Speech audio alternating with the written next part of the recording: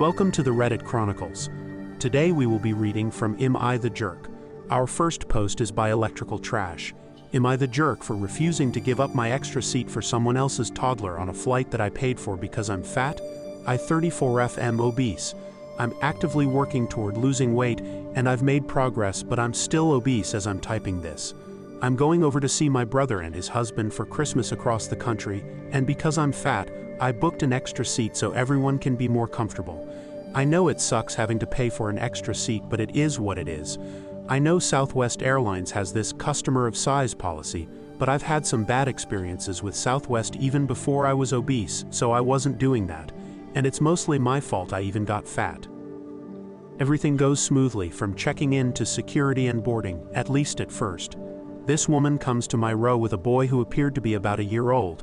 She told me to squeeze into one seat so her son could sit in the other. She told me, not asked.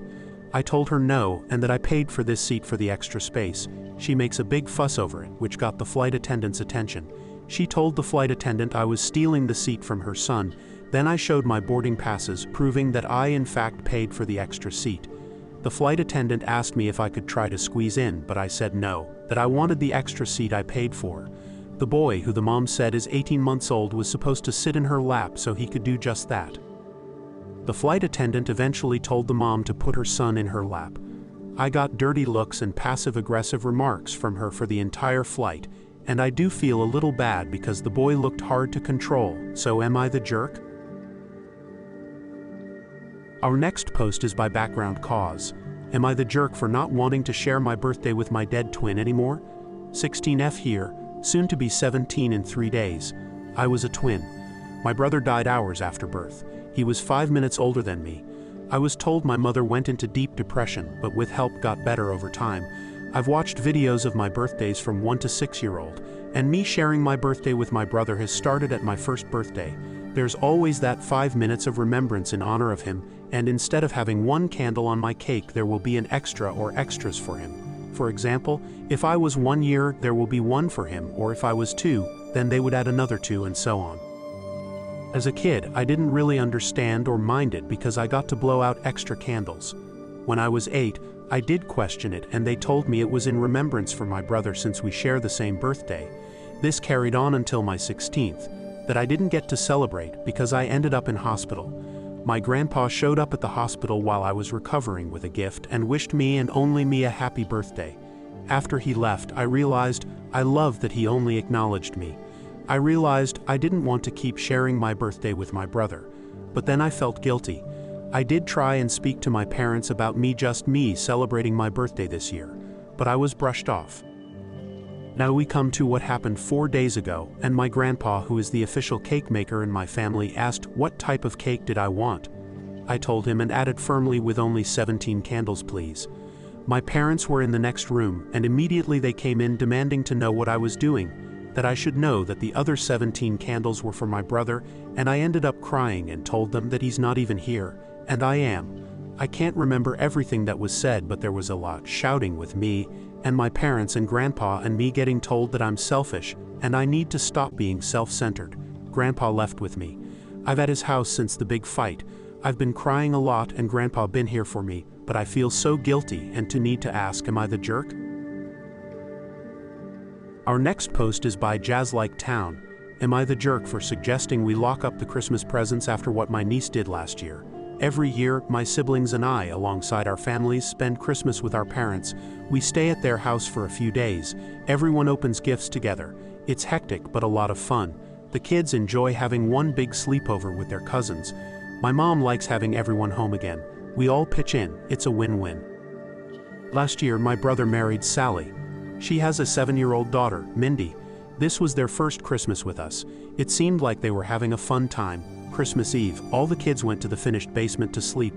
We told the kids to not open up gifts without us and to wake us up when they did. This was repeated several times. Once the kids were asleep, we put all the gifts under the tree and eventually went to bed ourselves. The next morning around 6 a.m. I wake up early and head downstairs. I find the living room a mess. Half of the gifts were unwrapped. Several of them had been ripped from their boxes. There was Mindy playing with some of the toys. Most of the ones weren't even hers. She knows how to read and they were all labeled, so she knew this. I was in shock.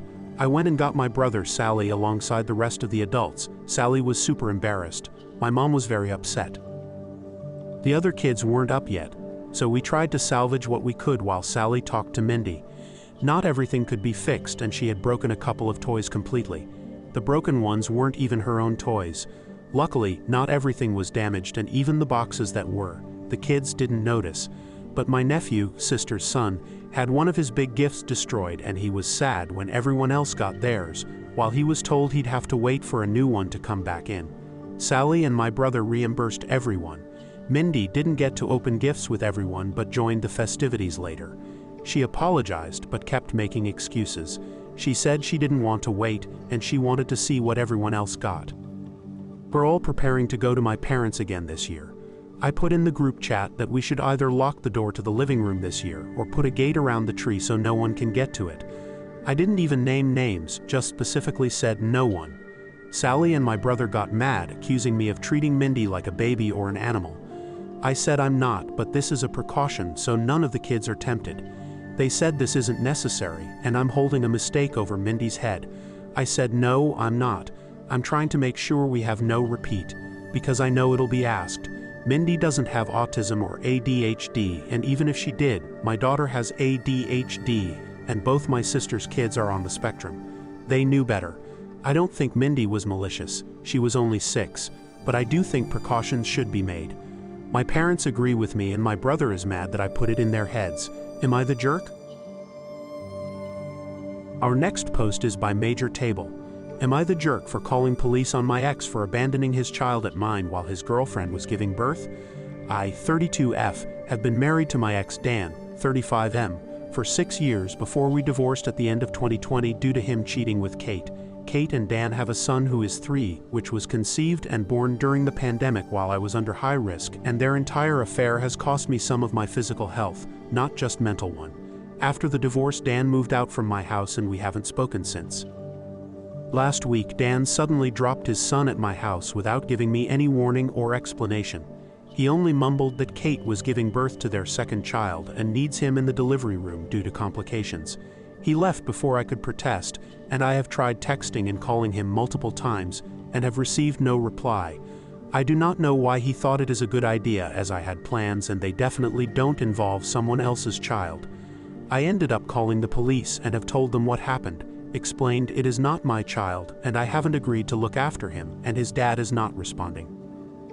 They took the child, and I haven't heard anything until very early hours of the same day when my ex called me, calling me an asshole, as the cops found them in the hospital and basically forced him out of delivery room so he can look after his child, so he missed the birth of his second, and Kate had some complications, so she is in intensive care. He also started shouting, saying that his and Kate's parents are living at the opposite ends of the country and have medical conditions which mean they can't look after his son. I have told him that he should have used his brain cells and thought about it in advance instead of dumping the product of his affair at my house, knowing that me and him are not civil, but was called an even bigger jerk. I have mentioned this to some of my family and friends, and while some people are on my side, others agree with my ex, saying I should have looked after the kid and a jerk for calling the cops. Thank you for listening to the Reddit Chronicles. Follow for more content.